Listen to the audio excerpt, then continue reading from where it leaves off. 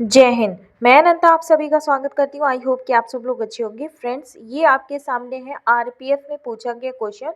तो यहाँ पे 3 दिसंबर लिखा हुआ है, तो 3 दिसंबर के मैक्सिमम क्वेश्चंस हैं और उसके बाद 4 दिसंबर के भी हैं। ठीक है, तो चलिए देखते हैं। आने वाली शिफ्ट में आपको फ़ायदा हो जाए इसलिए यहाँ पे क्वेश्चंस देख लीजिए क्या क्या आए हैं।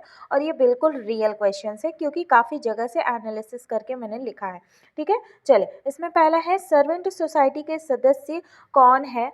तो सर्वेंट सोसाइटी का जो स्थापना की गई थी वो गोपाल कृष्ण गोखले द्वारा की गई थी और इसकी स्थापना की गई थी 12 जून 1905 को और स्थान है पुणे।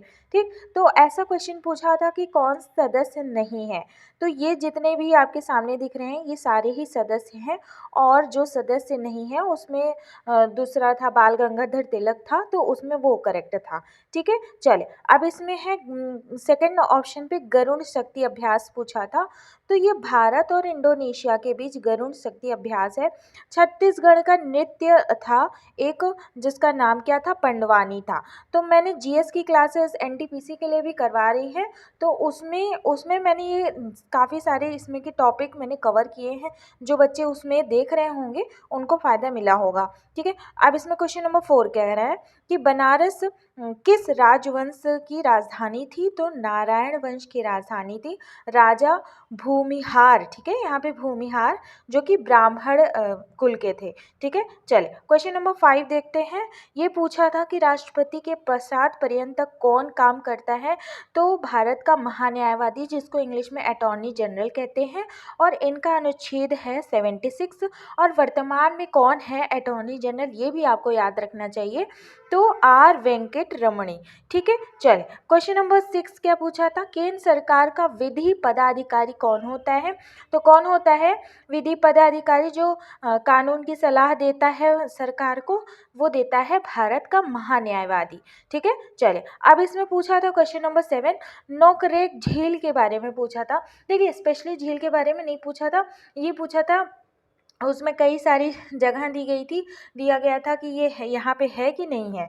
ठीक है, तो बस उसी के बारे में पूछा था। अब जैसे गिरफ्तारी से संबंधित कौन सा अनुच्छेद है। तो गिरफ्तारी से संबंधित है भारतीय संविधान में अनुच्छेद 22। ठीक, चल अब क्वेश्चन नंबर 9 देख लीजिए। यहाँ पे फटाफट रिवीजन हो जाए आपका, बिल्कुल भी टाइम वेस्ट नहीं हो रहा है।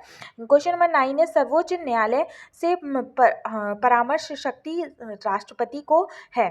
तो कौन सा आर्टिकल ये देता है, ये आर्टिकल देता है 143 आर्टिकल ये देता है। अब यहाँ पे चलिए आइए गणित के प्रश्न देख लीजिए। 36 और 18 का तृतीय अनुपात पूछा था। अब 150, 5 और 15 का एलसीएम पूछा था। और एडवांस देखिए, एडवांस मैथ्स उतनी नहीं आ रही थी जितनी ये अर्थमैटिक वगैरह आ रही थी। ठीक है, तो ये एनालिसिस में पता चला है इसलिए मैं बता दे रही हूँ। अब यहाँ पे क्वेश्चन नंबर 14 क्या है कि स्वतंत्रता का अधिकार। तो स्वतंत्रता का अधिकार आर्टिकल 19 से लेकर के आर्टिकल 22 तक है। ठीक है, चलिए अब इसमें कह रहा है कि देखिए एक करंट अफेयर से 5 से 6 क्वेश्चंस पूछे जा रहे हैं जो कि इम्पॉर्टेंट है। अब उन लोग को फ़ायदा मिला होगा जिन्होंने मेरी पैरा ओलंपिक्स की क्लासेस देखी होंगी, ओलंपिक्स की क्लासेस देखी होंगी। मैंने प्लेलिस्ट में बना रखा है सारी क्लासेस। तो देखिए उसमें मैंने ये भी पढ़ाया था पैरा ओलंपिक्स के गोल्ड मेडलिस्ट कौन है।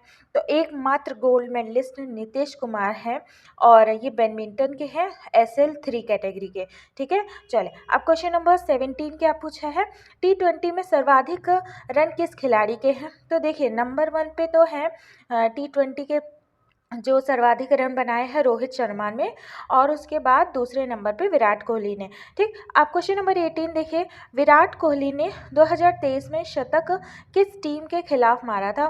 तो 2023 में जो वनडे वर्ल्ड कप 2023 हुआ था, तो वो उसमें क्या, इसमें साउथ अफ्रीका के खिलाफ शतक मारा था। तो इस बात को आपको ध्यान रखना है। देखिए इतना डीपली 2023 का पूछ रहा है।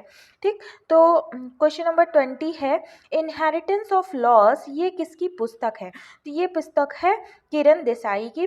क्वेश्चन 21 आप पूछा था कि अनुच्छेद 148 से रिलेटेड, तो ये 148 है कैग से related, controller and auditor general of India से रिलेटेड क्वेश्चन है। अच्छा, क्वेश्चन नंबर 22 फॉरवर्ड ब्लॉक से है, तो फॉरवर्ड ब्लॉक से रिलेटेड क्वेश्चंस आए थे, तो इसका मतलब या तो स्थान या तो पूछा होगा कि किसने इसकी स्थापना की थी या फिर क्या सन है। ठीक है, चले और यहाँ पे क्वेश्चन नंबर 24 पे आ जाते हैं। 24 क्वेश्चन क्या कह रहा है, दीवाने को ही, यहाँ पे कोहा है, ठीक है, कोह, यहाँ पे ह की मंत्र है, अरे मतलब हा है, ठीक है। एक मिनट, जल्दी जल्दी बोलते बोलते ना थोड़ा सा अजीब सा हो जाता है। दीवाने एक कोही, तो ये मोहम्मद बिन तुगलक ने दीवाने अमीर कोही के पद को शुरू किया था और यह कृषि विभाग से संबंधित है। ठीक, चल क्वेश्चन नंबर 25 है, भारत में 8वीं पंचवर्षीय योजना के अध्यक्ष कौन है, तो कौन थे, पीवी नरसिम्हा राव को अध्यक्ष बनाया गया था। देखिए फिजिक्स का क्वेश्चन आ गया, क्वेश्चन नंबर 26 आ गया, प्लैंक कांस्टेंट आ गया है, ये फिजिक्स में लिया जाता है, ये तो अनएक्सपेक्टेड था, फिर भी आप देख लीजिए इसकी वैल्यू क्या है 6.62, उसके बाद मल्टीप्लाई 10⁻34 मीटर स्क्वायर केजी पर सेकेंड। ठीक, अब ये इसकी क्या हो गई, यूनिट हो गई। 27 है, मानस राष्ट्रीय उद्यान कहाँ है, जो कि असम में है। अच्छा, नोकरेक बायोस्फीयर आया था, ठीक है, तो नोकरेक बायोस्फीयर कहाँ पे है, मेघालय में। ठीक है, अब चलिए यहाँ पे आ जाते हैं क्वेश्चन नंबर 28 पे। हम 28 पे पहुँच चुके हैं 6 मिनट में। सोचिए इतना सुपर फास्ट मैं आपको करवा रही हूँ, तो मैं उन लोगों को भी यहाँ पे बताना चाहती हूँ कि मैं एनटीपीसी की मैथ्स की तैयारी भी और उसके साथ साथ पर्टिकुलर जीएस की तैयारी करवा रही हूँ। तो जा करके जिनने नहीं देखा है, जो अभी नहीं कनेक्टेड है, अगर आप नए हो चैनल पे तो जा करके उसको भी देख लेना, क्योंकि एनटीपीसी और रेलवे ग्रुप डी के लिए बहुत इंपॉर्टेंट मैथ की क्लासेस हो रही है। ठीक है, जाके उसको देख लेना, उसका लाभ उठा लेना। 28 क्वेश्चन है, नव भारत साक्षरता कार्यक्रम के लिए लक्षित आयु क्या है, तो 15 वर्ष या फिर उससे अधिक।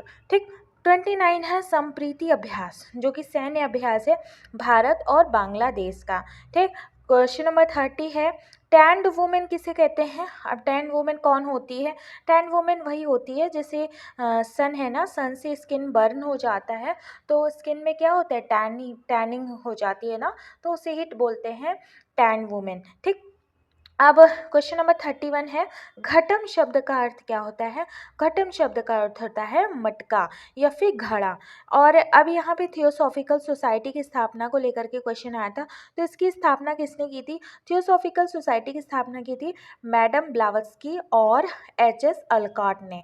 कहाँ पे इसकी स्थापना की थी, यूएसए में की थी। अच्छा, जो थियोसॉफिकल सोसाइटी की प्रमुख कब बनी थी, एनी बेसेंट भारत में थियोसॉफिकल सोसाइटी की प्रमुख बनी थी। ठीक है, इसकी सदस्य थी। ठीक, तो यहीं तक क्वेश्चन था और इसके आगे भी मैं करवाऊंगी, इसलिए स्टे कनेक्टेड रहिए। और अगर आपका आरआरबी एनटीपीसी या फिर ग्रुप डी का भी आपने फॉर्म डाला है, तो जाके क्लासेस एक बार मैथ्स की और जीएस की करके देखिए, आपको बहुत मज़ा आने वाला है और आपका सिलेक्शन भी हो जाएगा। चलिए ठीक है, फिर मिलते हैं नेक्स्ट क्लास में, तब तक के लिए बाय बाय, टेक केयर, नमस्कार, जय हिंद।